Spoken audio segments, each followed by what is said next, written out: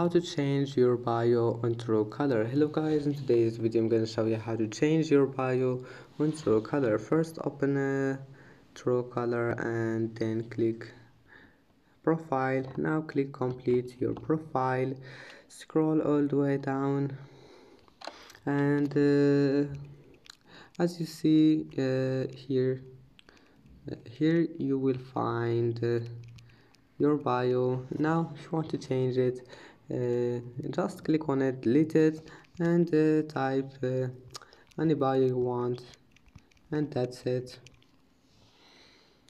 Just click save and go back,